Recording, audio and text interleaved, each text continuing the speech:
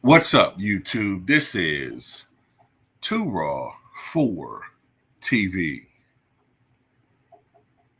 All right, so before I get into this video, I want to give a big shout out to the man, the myth, the legend, the brother Robert Mason coming through with a donation to the channel via the PayPal. Much respect to him for showing love to Too Raw for TV. All right, so I want to talk about this, okay? So Tyrese Gibson has been in the news lately. Of course, he recently appeared in an interview with Shannon Sharpe. And, Shannon Sharpe is doing big things over there on his platform. And he's in the news for that, some of the profound things he's saying in his interview. But he also recently appeared in a joint conversation with famed attorney Benjamin Crump. And Tyrese made a big point. He made a very, very significant point about the hypocrisy of the Biden-Harris administration. Okay? Now, to be fair, a lot of this has to do with Trump too. Okay? It stems from, well, basically, just to do a little bit of a summary on things he's talking about. Back when COVID first broke back in 2020, of course, that virus originated from China. And President Trump, who was president at the time, referred to it as like the Kung flu. You know, he made like a lot of different variations on basically assigning blame to that country. So people unfairly attached the virus to Asian Americans living here. A lot of it had to do with Trump's rhetoric. And there was a spike in crimes or hate crimes or discrimination against Asians, right? So when Biden and Harris took over in 2021, they passed legislation specifically aimed at helping and preventing, making it a federal crime to commit a hate crime against Asians and Pacific Islanders. So Tyrese spoke on that, saying that it's rather hypocritical of the Biden administration, a Democratic administration, to help to pass, and subordinates of the Biden administration help pass legislation specifically for them when Black people, who are the biggest victims of hate crimes in this country, still has no protection. We still have no protection against hate crimes. And we're the biggest constituency of the Democratic Party. So he made a point saying, well, basically, by not addressing hate crimes against Black people, you're basically sort of writing Black people off as non-entities, and that it's okay to discriminate against us and hurt us and do whatever you want to. So here comes Roland Martin, who, by the way, is in the news for things he'd rather have us not talk about, But anyway, here he comes, Mr. Know-It-All, Mr. Badee Know-It-All, going around lecturing, wagging his fat finger, his fat chicken grease-covered fingers at Tyrese and anyone that dares to question him, talking about, oh, you haven't read it. See, a lot of you guys don't know what you're talking about. You haven't read the crime bill. You haven't read it. And it's not just for Asians. Blah, blah, blah, blah, blah. Blah, blah, blah, yakety schmackety. Well, while the Asian hate crime bill isn't actually called that, it was called, and it's called COVID-19 Hate Crimes Act. But the wording in the bill makes it clear that it was aimed to specifically protect Asians and Pacific Islanders. There's no mention of Black people in this bill, nor has there ever been mention of any anti-hate crime bill specifically for black people. Whenever we get anything, other people have to be included.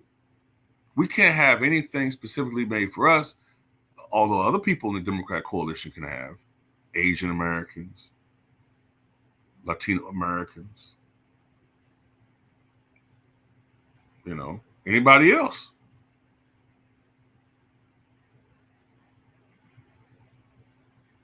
Not us.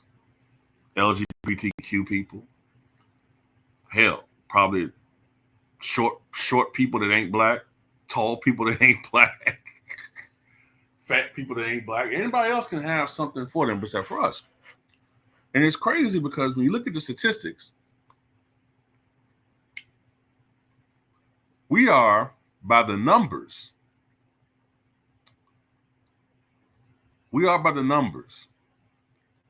the most targeted group when it pertains to hate crimes. By the sheer numbers. And a lot of the crimes that that are, and this is the thing, as bad as the numbers are for us officially,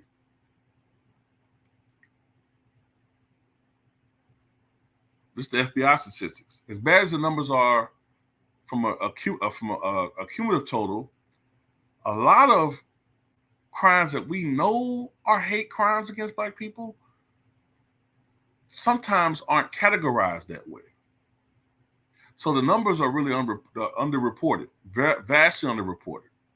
A lot of these mysterious deaths with people hanging from trees, but they say, they committed suicide for some reason. Somehow they got high up in the tree. You know what I'm talking about. Then when you talk about violent hate crimes, it spikes even further. We're the vast majority of violent hate crimes. No hate crime bill. Nothing. Not forget it, but set aside reparations. How can we not have a hate crime bill?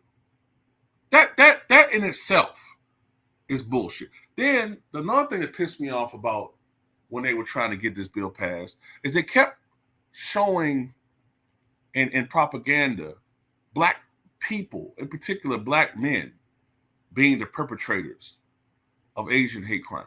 When the FBI statistics show, and this is not to knock anybody, but the FBI statistics show that 79% of hate crimes are committed by white people, white men, actually. And 99% of hate crimes against black people are committed by white men. But somehow we became the face of hate crime against Asians. And that helped to create bipartisan support. Because always, like I said, I've said this time and time again, other people said this. Whenever you want to start something, whenever you want to galvanize, get a black villain. Because we're universally hated, whether openly or covertly. So, fuck Roland Martin. And Tyrese makes a great point. He does. How is there not a hate crime bill? Like I said, set aside reparations for a minute. How can that not be a hate crime bill? Unless the system is designed for us to be human punching bags, human pinatas, at the mercy of the at the mercy of the prison industrial complex, which is big business. At the mercy of police officers who choose to use us, especially unarmed black people and the ones that pose the least amount of danger, to use us as punching bags and hunt us down for sport and laugh about it. It's designed that way.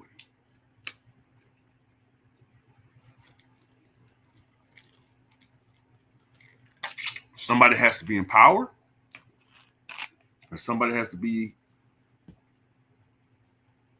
abused by that power. And that's just the dynamic, And to be honest with you, I don't even blame white politicians. Where's the Black Democratic Caucus at demanding a hate crime bill be passed for their people? It's funny, you got all of these so-called powerful black Democrats. I mean, fuck the black Republicans for a second. We know what time they on. Fuck them. What are these so-called black leaders? Shouldn't they be demanding this? Whatever. That's all I got to say about it. Tell me what you guys think.